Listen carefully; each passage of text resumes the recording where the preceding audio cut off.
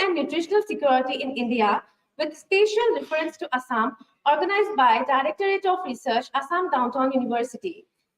So I urge everyone to actively participate in this lecture series. So now I request Director of Research Sir, Dr. Rupankar Bhagwati Sir, to proceed the further session. Thank you. Very good afternoon, all of you. We are very happy that to continue our Chancellor's lecture series, we had invited our Doyen of Agriculture in India, Dr. H.S Gupta, who has arrived in midst of us. And just briefly, I introduced him before you. Dr. H.S Gupta, born on 1st July 1953 in Rudrapur of UP. Educated from Gorakhpur University, and then he started his next education in G.B. Pant University of Agriculture and Technology from 1971 to 74. Then he went to IIT Kharagpur from 1974 to 78.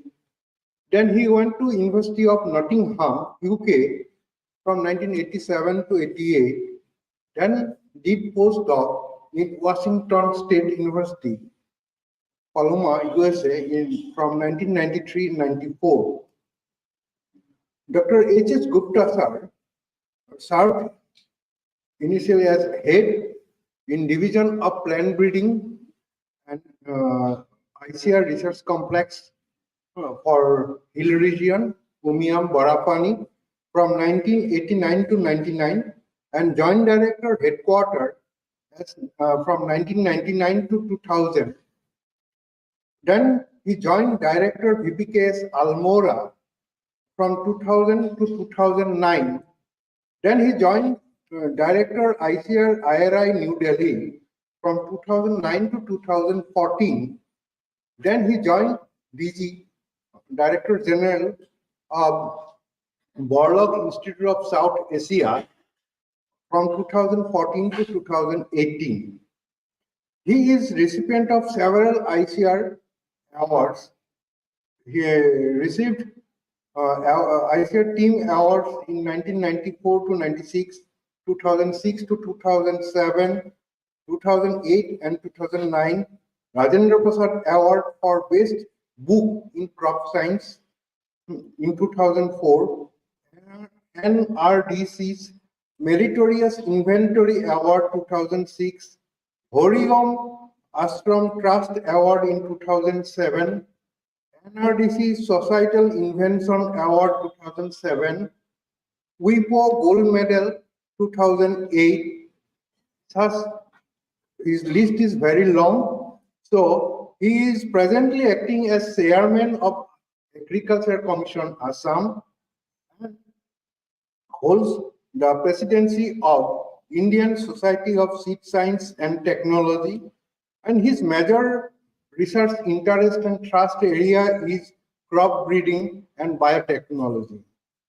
So I welcome Dr. Gupta sir and our Vice Chancellor sir on dais to felicitate Gupta sir.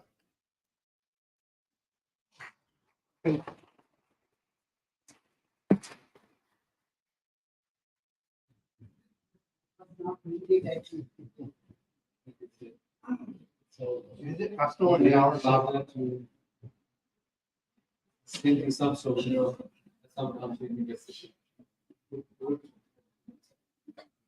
Okay.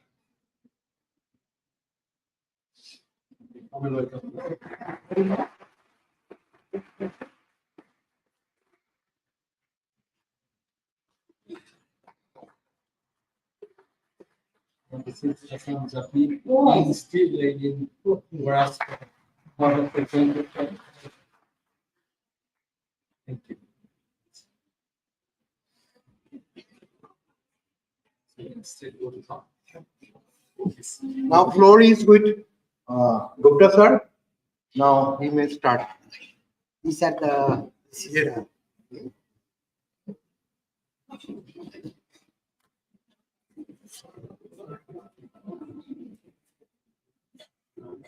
A very good afternoon to all of you.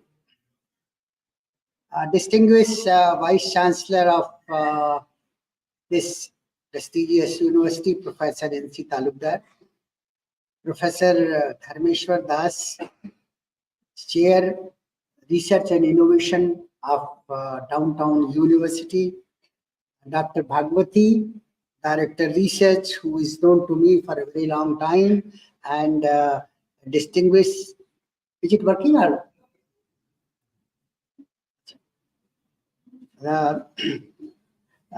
Dr. Bhagwati, Director Research of this university, and prior to that, he was a joint director of National Center of ICR Research Complex, Barapani. I knew him since then, and then thereafter he was in charge of a very prestigious, or head of the center of a very prestigious Rice Lowland Research Center of National Research Institute. Dr. Pun, who is known to me for last 15-20 years. When I was in IRI, he was my colleague posted at Darjeeling. Faculty members, dear students, ladies and gentlemen, I deem it a privilege to be a part of visiting this university. Dr. Bhagwati has been telling me for quite some time that I should come and deliver a talk. Because of various engagements, it was not possible. But then this time, when I was in Delhi, that time itself, he told me that I should come prepared. So I extended my stay by one more day. And then I thought I should I should honor his request. So it's a great pleasure to be with you. When Dr. Bhagwati told me to deliver a talk, I thought the best topic would be food and nutrition security in India. And since we are in Assam, so I thought with a special reference to Assam, food and nutrition security of the country, with a special reference to Assam. So I thought that will appeal to all of you, and all of you would be interested in this. Where do we stand? Where do we want to go? Where do we want to take the country forward? In terms of food and nutrition security. So that's the title I selected, and hosts have agreed to that. Well, what is food security? Obvious question is, what is food security? Why do we want it? Food security is so that you have enough carbohydrate. Carbohydrate is a source of energy. You need some protein for a building body, building blocks of the human body. Then you need lipids. You need vitamins, you need minerals, and various other minor elements. So, providing when all that is provided in a balanced manner, that is a balanced food. Okay. India, in country,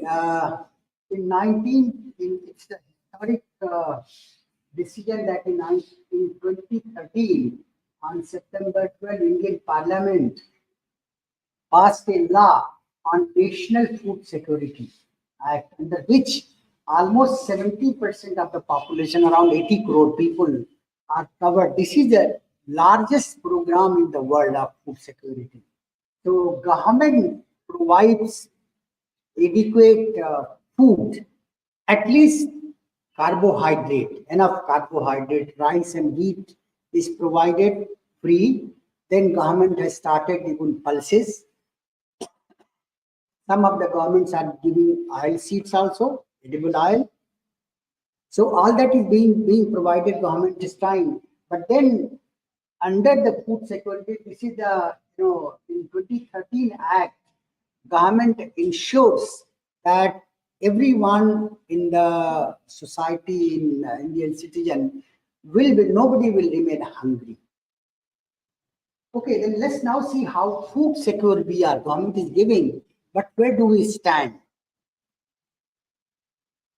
Well, before that, let me give you a preview of the presentation, what I'm going to talk about. First one is, I would like to speak to you on current status and past scenario. What have we been doing in the past, in the 16th century, 18th century? In fact, agriculture is around 11,000 year old. So let's see what was the situation in the past. Then what is the current status? Then you all are familiar with the Green Revolution. So what was Green Revolution? What did happen during Green Revolution?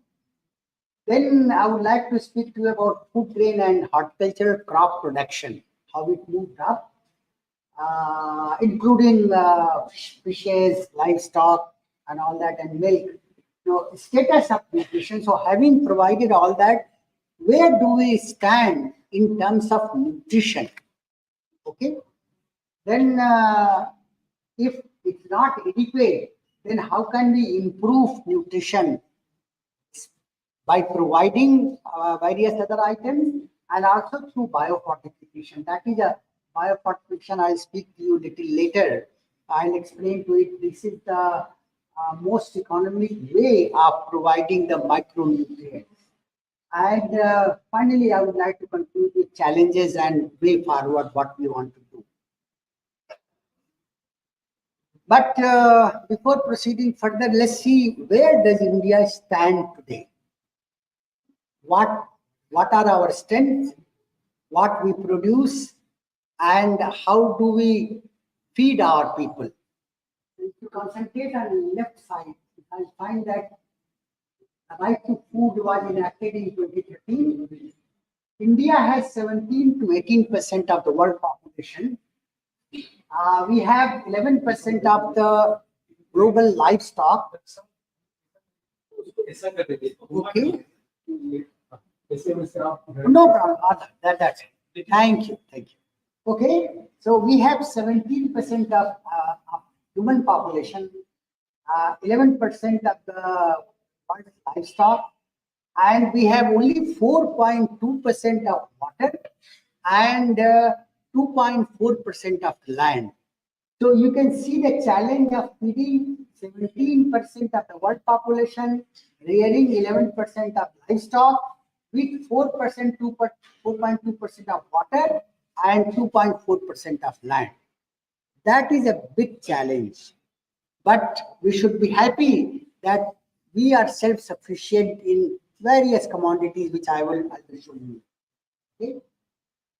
What we have is around 142 million hectare of cultivated area, out of which more than 50%, around 50% is irrigated. India is the largest exporter of rice today. Earlier, 5-6 years back, Thailand used to be the largest exporter of rice, but now India has surpassed, and you must be hearing various commodities, basmati rice, non-basmati rice being exported, and we earn around 30 to 40,000 crore rupees only from rice. We also export wheat, we also export cotton. Almost around 16% of our earning, total export comes from agriculture. We contribute 18% to GDP, and per capita availability of food grain is around 500 grams. Substance requirement is 450 grams, but we have 500 grams, that means we are surplus. Okay, the right panel shows you various items of the food grain availability production.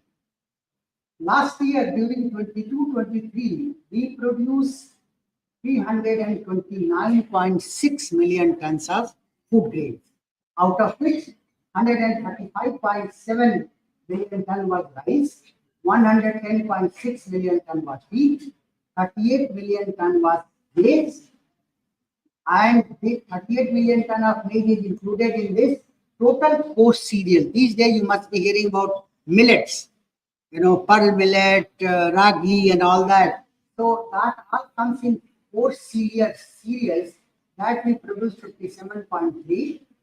Pulses we produce around 26 million tons. I will almost nearly self-sufficient we have become. I will share with you the story about pulses. We produce around 41.3 million tons of oil seeds, from which 40% oil is there, but almost more than 50% of the edible oil requirement we are importing. That's the only one major point or major drawback which we call that we import edible oil. Now, horticulture produce, if you see that we produce 351.9 million tons of horticulture produce, out of which 108.3 million tons is fruits. No, I don't mind. I hope I'll be able to do this. Is it all right now? Yes, sir. Okay. Huh? Don't worry. Okay, so fruits 108.3 million tons, vegetable 212, milk is 221 million tons. Last year's production. Dr. Das would know better than me, but that's the latest. Then we have fish 16.24 million tons, eggs 129 billion we produced last year. So that's the figure which we have. What? Production figure. Now, out of this, you would like to know that where India stands, in various commodities. We are the largest producer of milk. You see, 221 million tons. India is the largest producer of milk, second largest producer of fish, second largest producer of rice, second largest producer of wheat, second largest producer of, third largest producer of food grains, largest producer, consumer as well as importer of pulses. Okay, so we are second largest producer of horticulture crops, out of which in fruits we are second largest, in vegetables we are second largest. So you can see India occupies first or second position. That shows our strength and research and development and country's strength in feeding people. Okay, let's see. This is the today what we have 22, 23.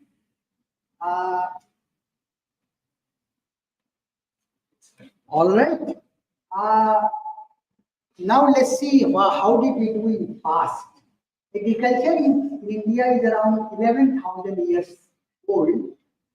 We have been practicing traditional farming and growing cereals, pulses, fruits, vegetables, spices for a very, very long time. You must have had Sindhu Ghati and what's called civilization, where we have a record of having rice.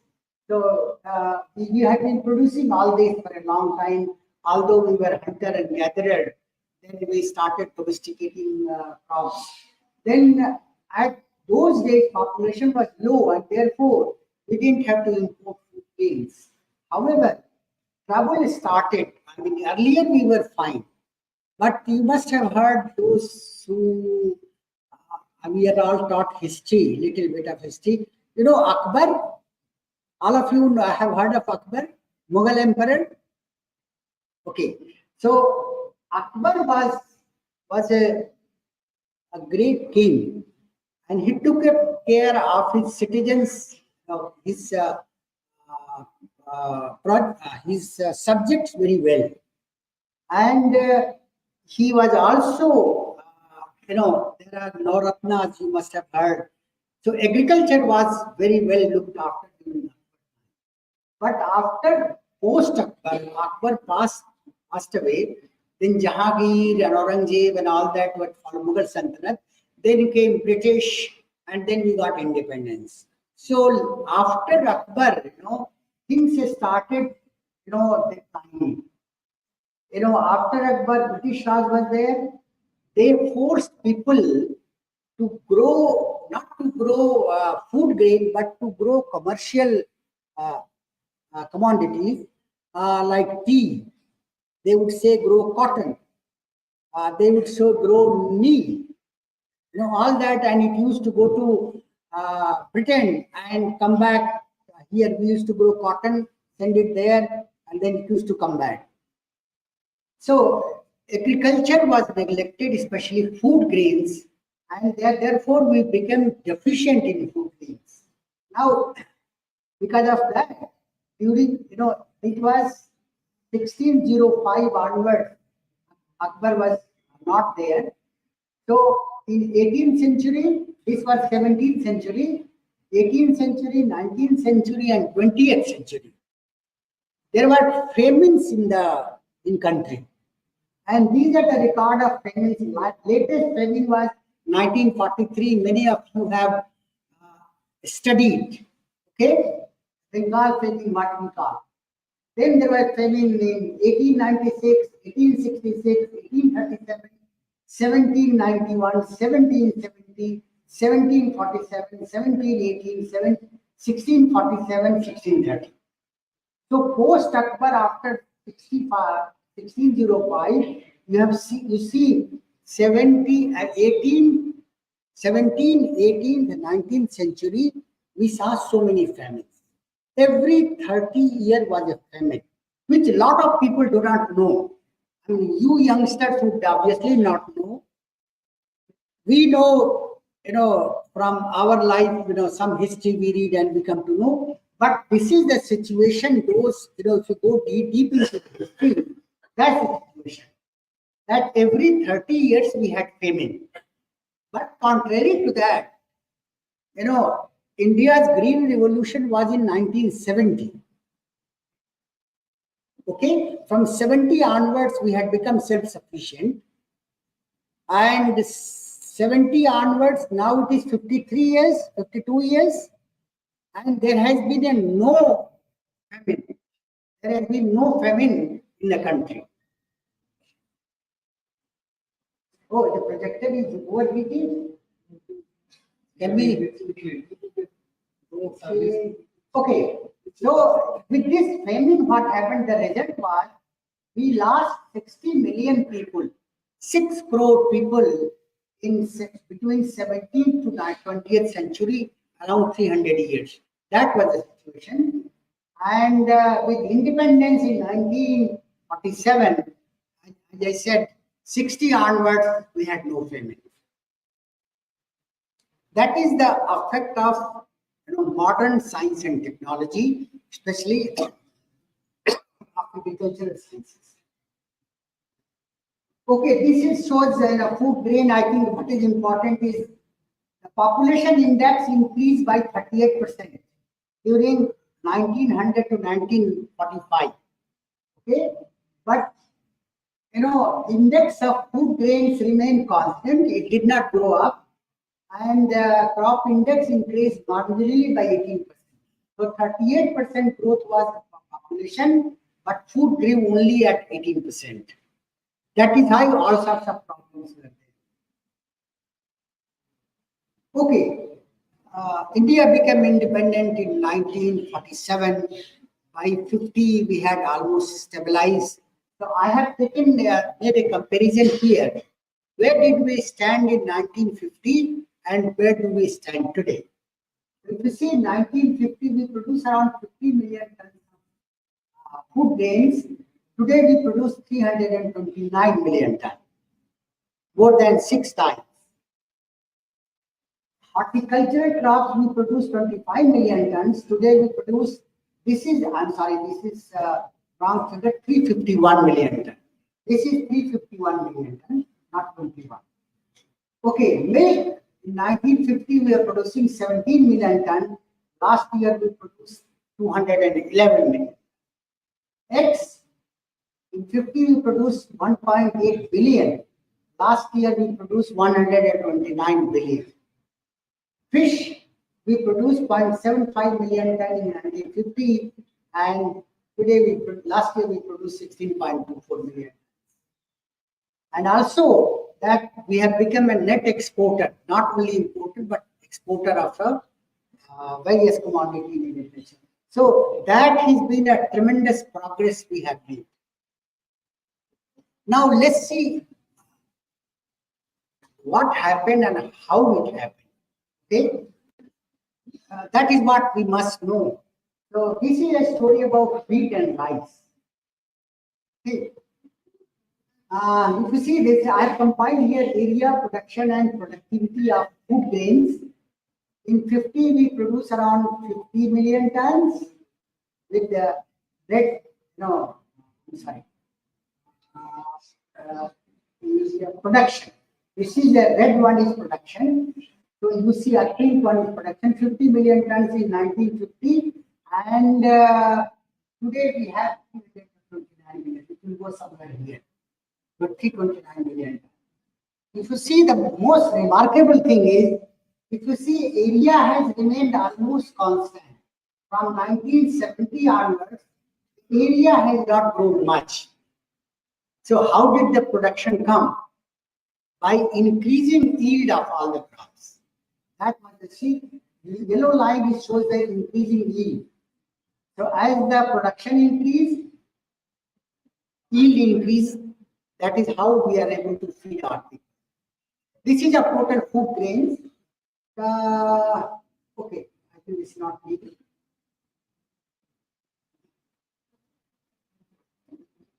That was okay. Now I have split it into wheat and rice because food grain is cereals and pulses.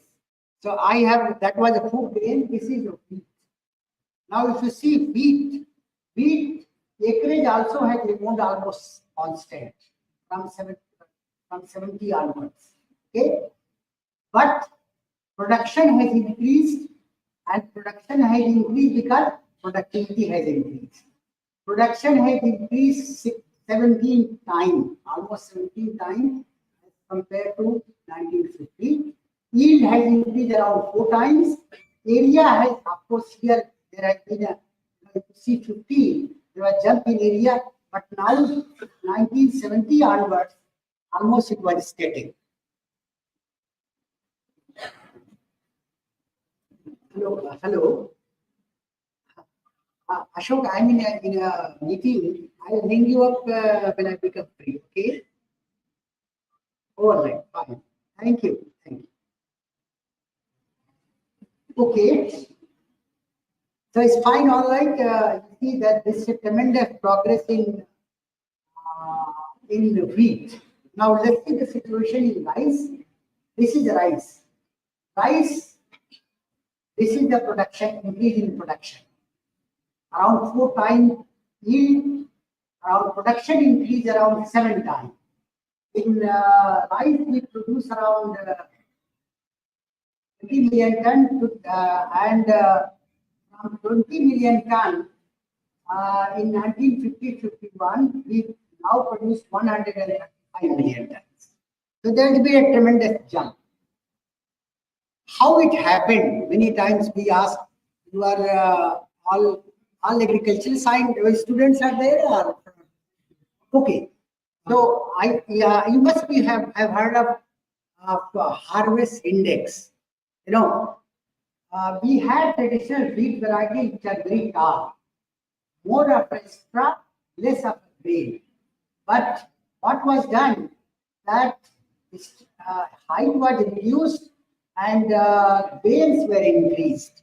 That we call harvest index. So harvest index of rice and wheat, both the crops were increased, and because of that, we had increased the yield.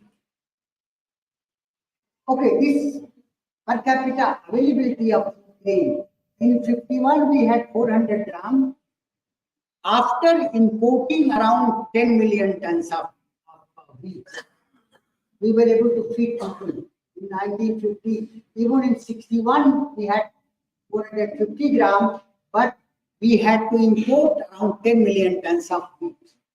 Today, is around 500 and plus. I mean, this is 2017. Today we have around 500 plus 514 gram per capita availability per day. And we don't import. In fact, we are exporting.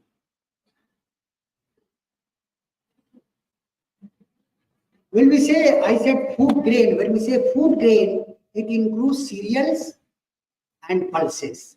So we were doing very well. You have seen the story of wheat and rice. But pulses, when you see, pulses were a part of the food grain, but pulse production has unfortunately not been increasing for a long time. You see the pulse production, it has been stagnating. And because of this, production also, this is the area and this is the production. Okay? Area remained constant almost, production also remained constant, and per capita availability was very low. Normally, we need to eat 50 gram of pulses, but we were having only around 25 gram, only half of our requirement, and we have been importing pulses from other countries like Canada, Australia, Middle East. Okay, so India's domestic production lasted around, was around 14 to 15 million tons. You can see the production is around 14 to 15 million tons we are producing. But last year we produced 16-17, we produced 23 million tons. Then 25 million tons. Last year we produced 26 million tons. So earlier we were importing in 17, we imported 6.6 million tons of pulse. In 18, it was reduced to 2.3, and last year it was just 0.3 million tons.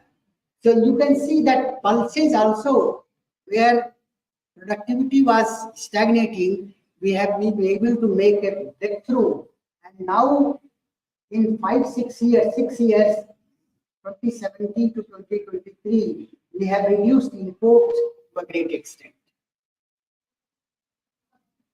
I think this is not.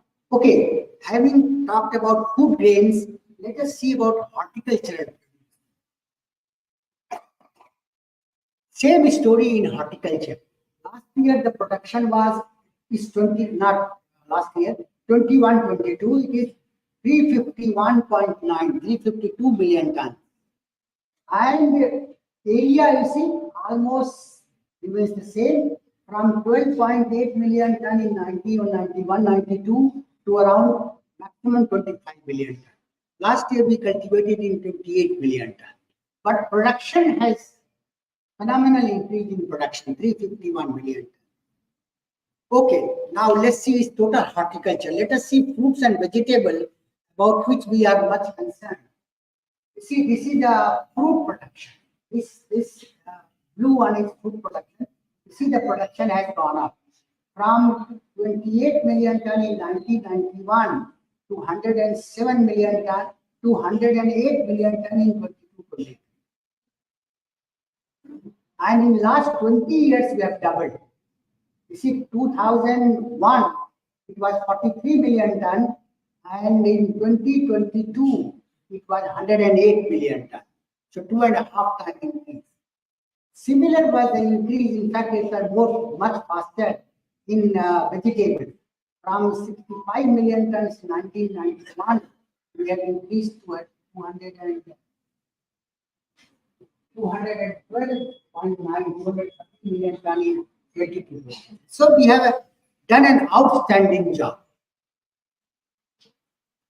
In among the vegetables, potato is the one which is a staple vegetable. You see the potato production. This is the one. This says source production. Area, you can see, has not increased much. This is the area. Not increased much, but then production has gone up because productivity yield has gone up.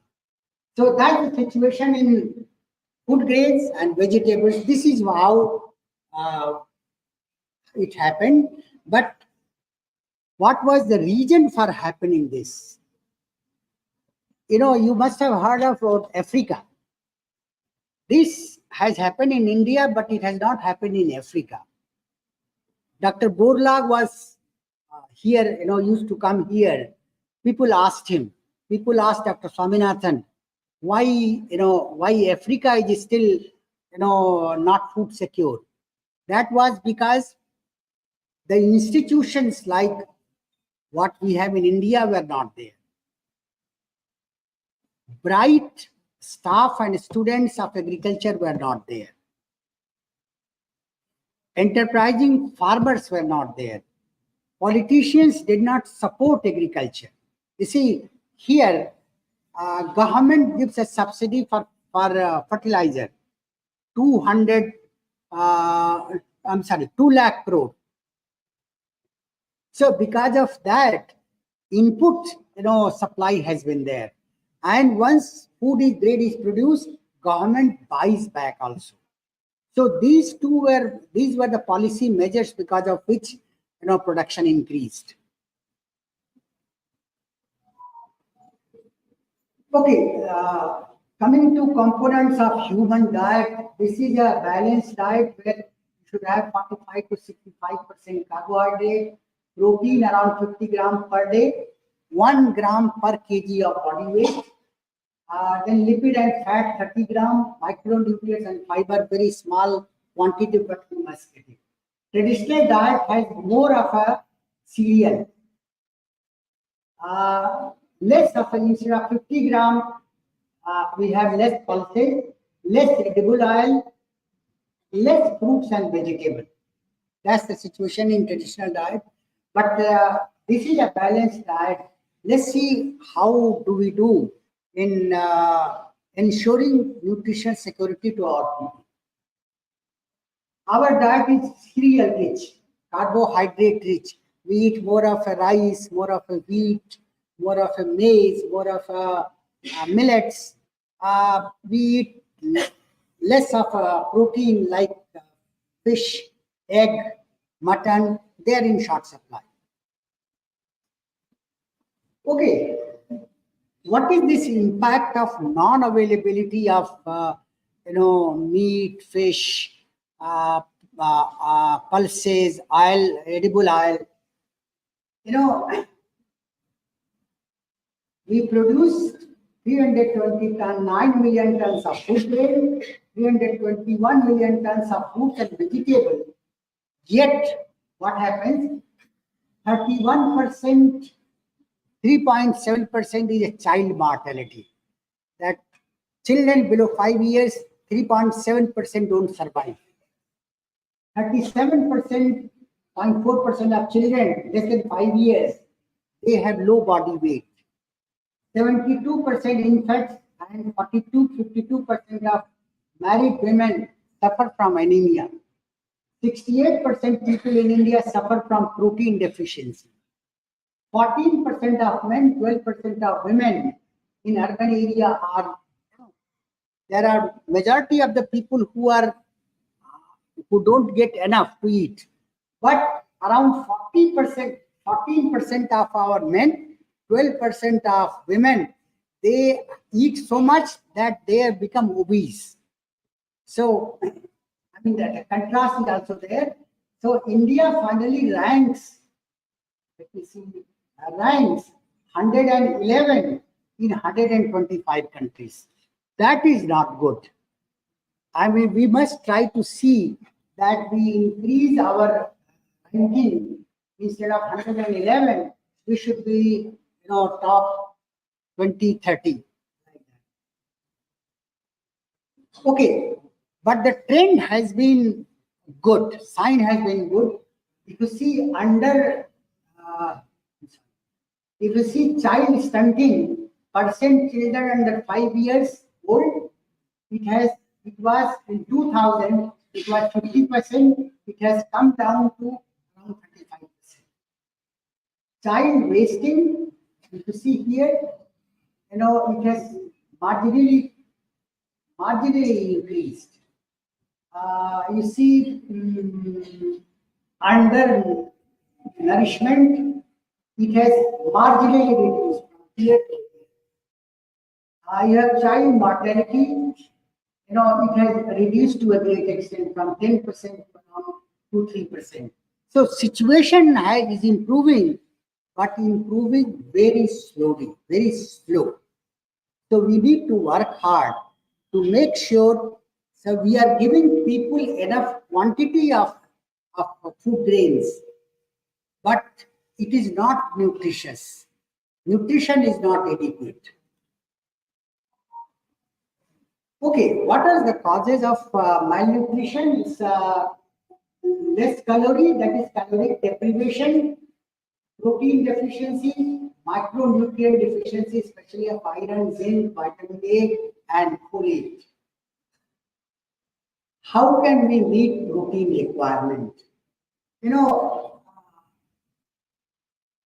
We country exported soya meal with 50% protein at rupees 60 per kg, but we are importing pulse protein by paying 300 rupees per kg.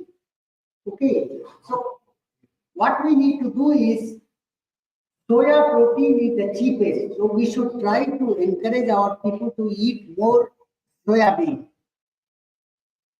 more pulses, more eggs, and more of a milk. But then if you see the cost of the various proteins, soya protein is the cheapest, followed by from pulses, followed by from egg, and followed by from milk. So soya protein is the one, if you want to really overcome and help protein deficiency, we try to popularize soya bean in our diet. Okay, how can we increase nutrition through biofortification? Biofortification is the one, like say iron. Iron content in food grain, if it is increased rather than supplying from outside or supplementing, it is more sustainable, more economic, and more effective. So here is the list of items which should be biofortified in various crops. Like protein needs to be increased, iron needs to be increased, zinc, calcium, provitamin A, lysine, tryptophan, anthocyanin, vitamin C, folic acid, all that. But most important is protein, iron, and zinc. These three are more important. They can be supplied by biofortifying cereals. And when we say biofortifying cereals, rice has been biofortified, wheat has been biofortified, maize has been biofortified, millet has been biofortified. So you see, cereals have been biofortified, and we are improving the availability of those micronutrients through cereals. Okay, what are the challenges? You see, in 2023, we produce 135.7 million tons of rice, but in 2050, we need 168 million tons. So you have seen the graph. I don't find there will be any difficulty in increasing 35 to 50 million tons in next 17 years. Okay. Similarly, wheat 110 million ton to 160 million ton. Nutri-cereals 57 to, in fact, will need less of a nutri-cereals. Pulses 26 million tons to 35 million tons. Total from 9 million ton, we need to increase to around 240 million. Vegetables, we need to increase from 212 million ton to 240 million ton. Fruits 108.6 million ton to 205 million ton. This is all very much possible to increase. We have seen the trend how India has been doing, and therefore it is possible to meet this target. This is showing the horticultural crop requirement. Okay, now this was, so far I talked about India's big picture. I wanted to concentrate on Assam so that where we are living, what is the status there in that state. This I know you will not be able to read, but I'm sure you can see the color, green color and red color. So out of 9 rows, 1, 2, 3, 4, 5, 6, 7, 8, 9. Rice is green, vegetable is green, fruits are green, fish is green. There we are almost self-sufficient. We are producing enough. In fact, in vegetable and fruits, we have surplus. 1 million ton of fruits, 2 million ton of vegetable.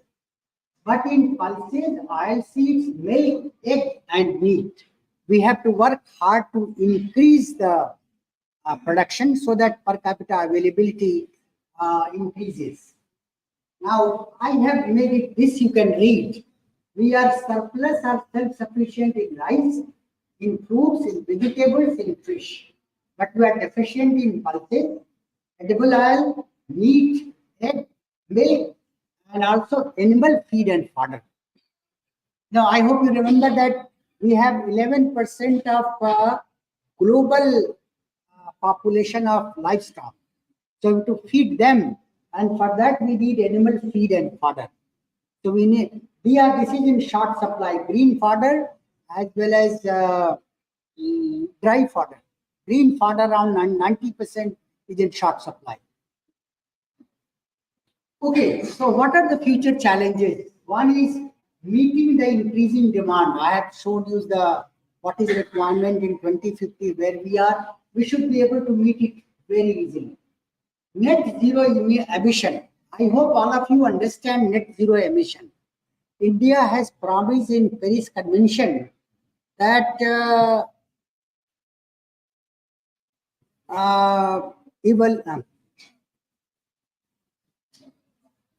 production of carbon dioxide are global warming gases.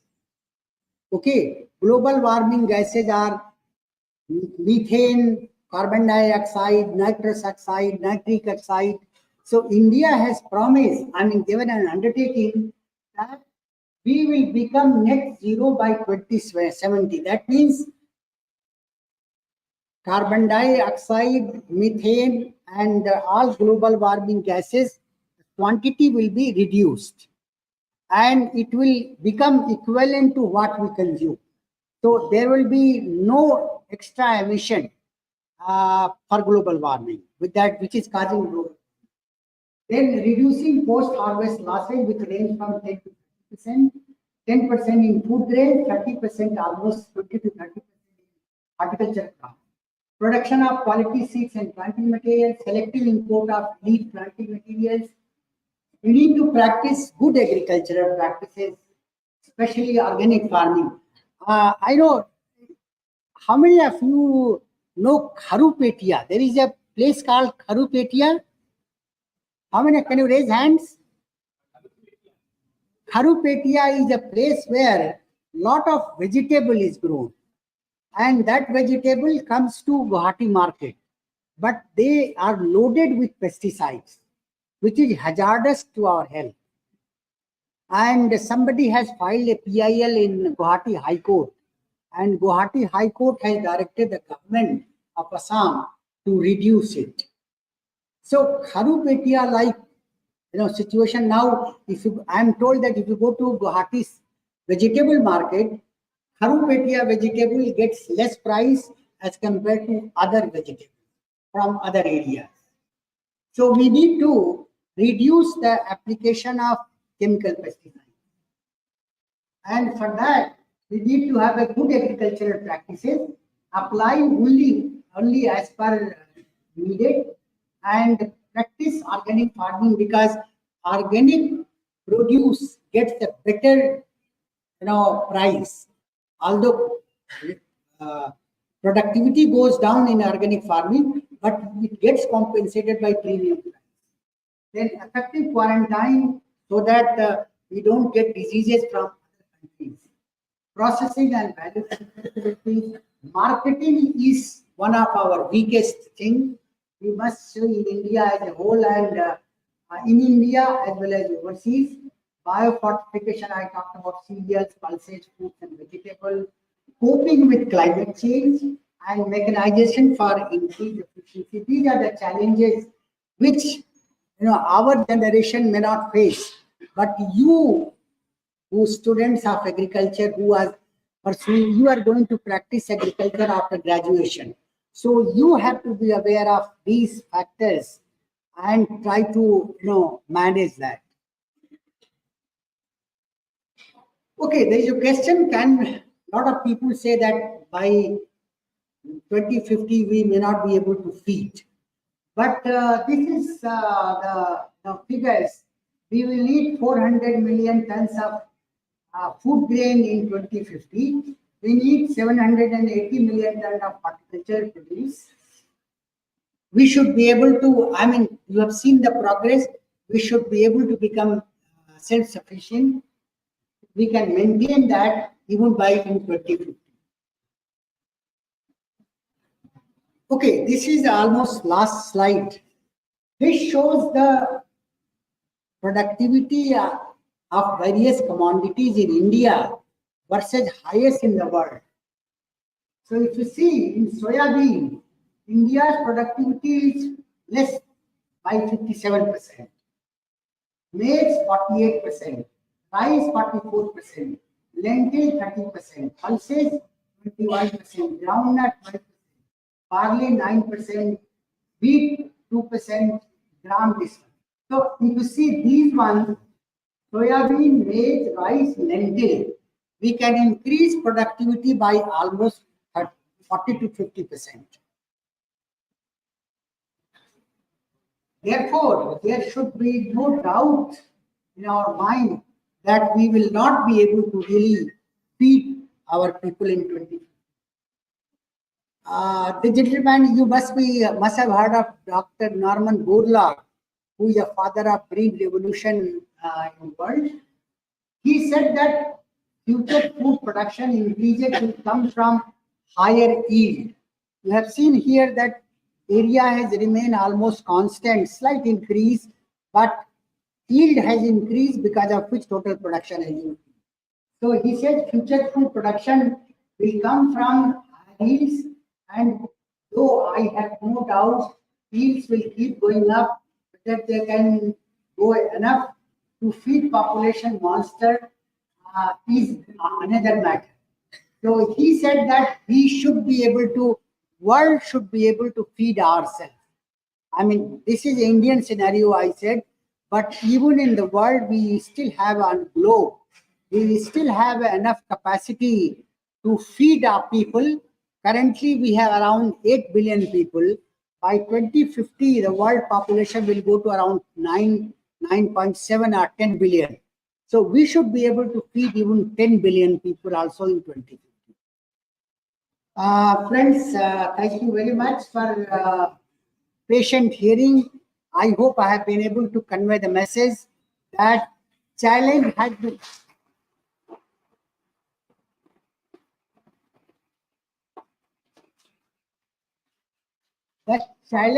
been great. We have been able to meet the challenge, but in future challenge is going to be a much bigger, which I am sure you all, when you all start practicing agriculture, you are a future scientist of agricultural scientist. I am sure you will be able to meet these challenges, and we will be able to feed not only in Indian population, but also the world population. Thank you very much.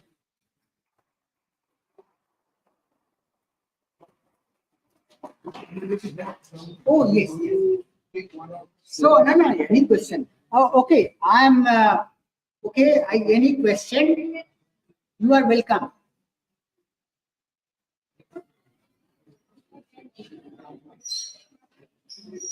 If you have a question, please.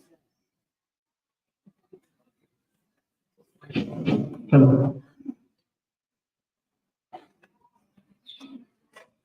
Hello.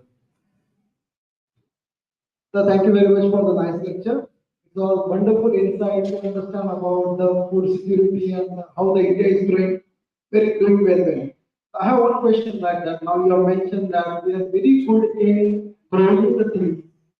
We have a lot of resources, we have a lot of things, everything is we have. But I'm just very curious to know that why the hunger rank is 111 out of this what I identified? What is the reason behind this? Yes, I tell you. Actually, see, Government of India has launched many program, Poshan program and all that. So there are two parts of it. One is you might have heard seen in the newspaper, many ministers have been opposing this, the way it is done. This census is done more on child based. That is why you see, when out of 5 criteria, 6 criteria, 3 criteria is a child based, infant based or child based. And there, whereas in Indian population, and their sample size is very small, only 30,000 is a sample size, whereas we have 1.4 billion population. So number one, that methodology is not very sound. Number two, although we are producing, but we are not able to supply to the people because of poverty. People below poverty line are more. We are able to give them rice, wheat, but we are not able to give them enough money so that they can buy fruit, they can buy vegetables, they can buy edible oil, all those things buy, that we are not able. So what we need to do, we need to increase people's income. And once the income increases, they will be able to buy. That's the reason. Is it all right? Okay.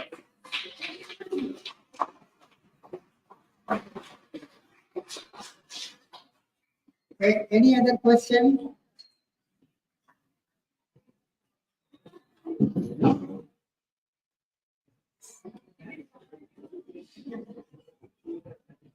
Good evening, sir.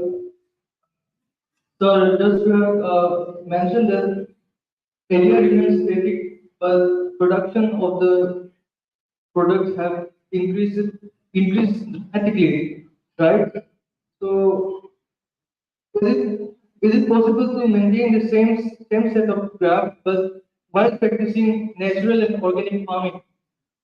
No, natural organic farming we will not be able to maintain because what will happen, all this increase has come, if you see the data, the increase in productivity was because of irrigation, because of good quality seed, and because of fertilizer application, nutrient. So if we don't eat enough food, we can't work for the whole day. So nutrition has to be given. What has happened that in some parts of the country, people have been applying, nitrogenous fertilizer too much, because of which the balanced fertilizer is not applied. Rice, if you have to eat chapati, rice, dal and vegetable, if we eat only chapati, we will not be able to meet all the requirements. So the plant needs nitrogen, phosphorus and potash. These are the macronutrients.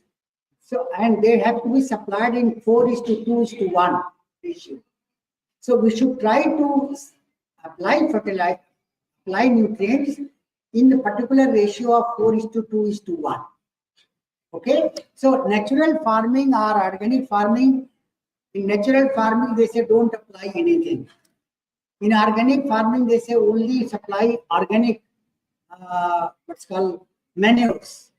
But organic manures quantity of NPK is much less, between 2 to 1%. Okay, so we have to apply nutrients, we have to apply fertilizer, then only we will be able to increase the yield. Okay, did you understand? Thank you, sir, for the answer. But I have one more question, if I may. Sir, you have told us about the net zero emission by 2070, right? So, how can India achieve it? And can you enlighten us by giving us an overview or an insight how we can achieve that? Okay, what we need to do is take example of rice. In Assam, we grow a lot of rice. rice is a source of methane emission, and methane is much more, capacity of global warming is much more than carbon dioxide. So we have to reduce methane emission to a great extent. And how can it be done? It can be done by, instead of making the water stagnant throughout life of the rice, we should, there's something called alternate wetting and drying. Give a irrigation, allow it to dry. And when it dries, then again give irrigation. Not that you keep water stagnant. Okay, that is one example. Second example is grow more, trees, fruits, which can fix carbon dioxide. Okay, so these are the steps. Agriculture will be one of the very important areas which can help in reducing, meeting net zero requirement. Okay. Thank you, sir.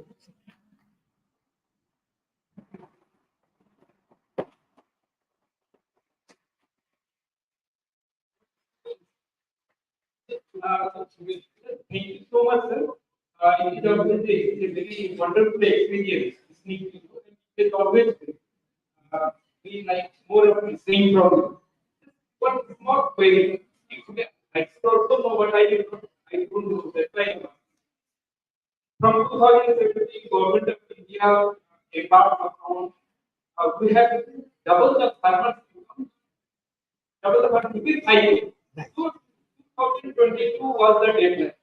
When he said The data showed that we have not been able to meet the target of doubling farmers' income.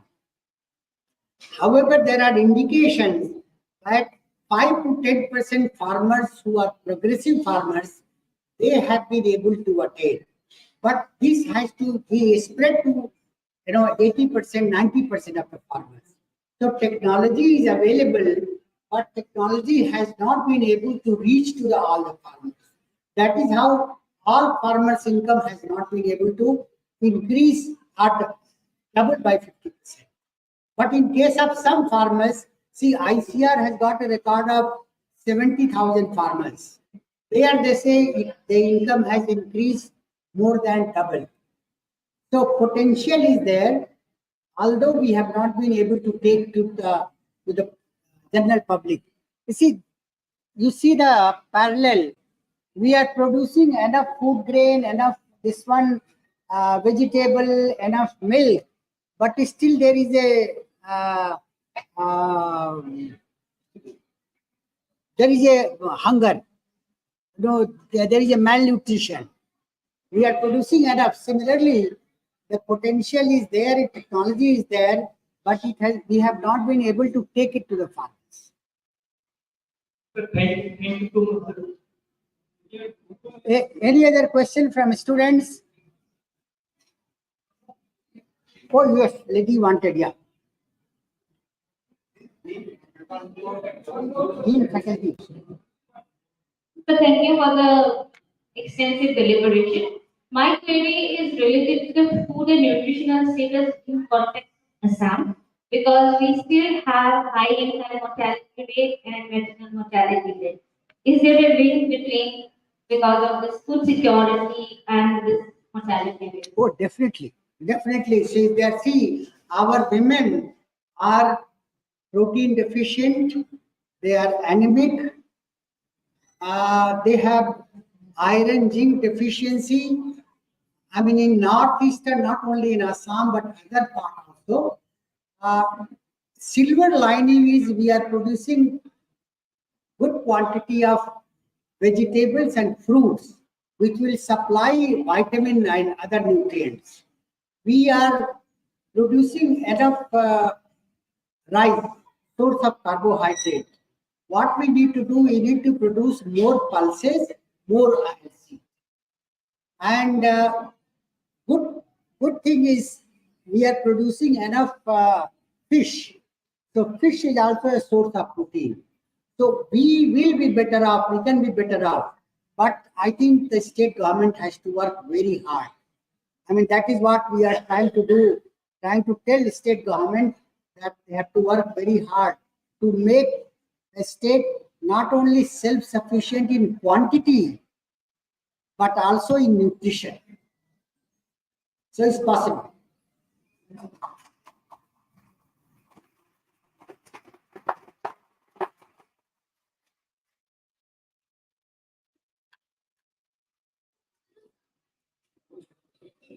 Good afternoon, sir. Thank you for this informative lecture. My question is that what is the impact of green revolution on food security now? What is the impact of green revolution on? Food security. This food security has come because of, initially I showed you some slides where wheat and rice yield was increased. But after increasing yield of rice, production of rice and wheat, we also increased production of pulses, production of fruits, production of vegetable. So it was all triggered by green revolution. Initially, we increased production of rice and wheat, but later on pulses, oilseed, and fruits and vegetable production also increased.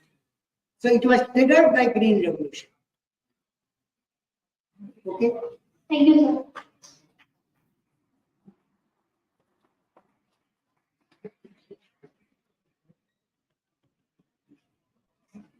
sir. All right, then if there is no question, then okay. Is there any other question? No more question. Okay, if there is no question, we'll call it a day. Thank you very much for patient hearing.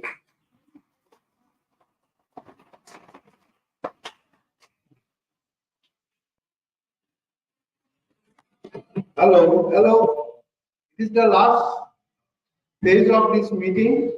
Now, on behalf of this university, we are extending our heartiest thanks, our indebtedness to Speaker Dr. H.S Gupta sir, our Vice Chancellor Dr. N.C. Talukdar sir, Chairman Research Mr. Das sir, Dr. P.C. Sharma sir, and all the faculties, student friends. They are so actively participated, present in the deliberations, raise their questions to make their queries free. So this is what we expect, and really they have very, and all people cooperated in doing this meeting successful. That stimulated us. And another thing, we must appreciate the help rendered by event manager Ritu Smita and her team. So we are very much thankful for their cooperation also. And research team is also associated with my work, this program arrangement. So I appreciate their efforts. Thank you. Thank you very much. Meeting is over. Tea and snacks will be outside for students and all.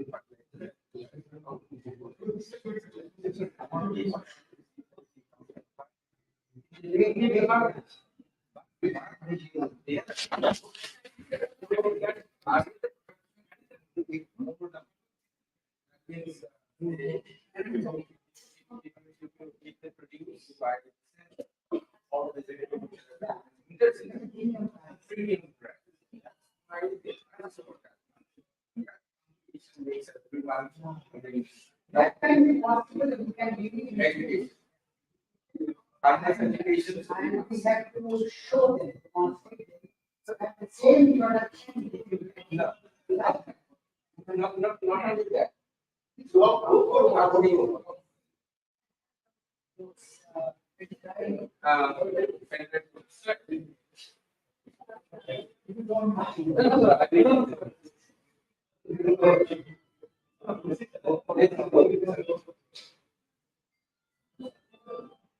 So I think that is.